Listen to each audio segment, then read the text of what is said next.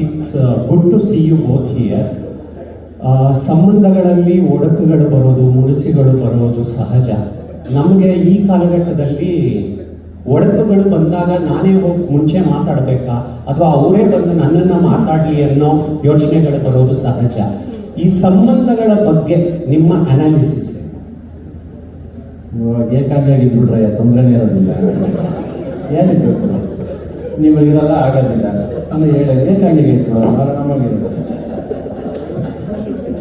Solution ಹೇಳ್ತಾರದ್ರಿ, solution ಹೇಳ್ತಾರದು. ಒಂದು ಸರಿ ಬಿರುಕು ಬಂದ ಮೇಲೆ ತಿರ್ಗಿ ಏನು ಕೂತ್ಕೊಂಡು ಅಂಟಿಸ್ತೀರ ಅವ್ರನ್ನ? ಬಿಡಿ. ಜನ ಸಿಗ್ತಾರೆ, ಜಾಸ್ತಿ ಜನ ಹೋಗಿ ಕಡಿಮೆನಾ ಸೋಷಿಯಲ್ ಮೀಡಿಯಾದಲ್ಲಿ ಸಿಗೋದಕ್ಕೆ? ಗೊತ್ತಿದ್ದರೆ ಮಕ್ಕ ಪರಿಚಯಗಳನ್ನೆಲ್ಲ ಫ್ರೆಂಡ್ ಮಾಡಿಕೊಂಡು ಲೈಕ್ಸ್ಗೆ ಕಮೆಂಟ್ಸ್ಗೆ ಓದಾಡೋ ನೀವುಗಳು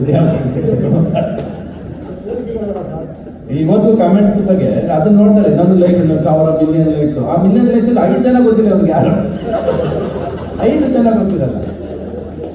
ಅದ್ಯಾವ್ದು ಅದೇ ಅದಕ್ಕೆ ಆಸೆ ಪಡೋದು. ನೀವು ಸ್ನೇಹ ಎಲ್ಲಿದೆ ಇವತ್ತು?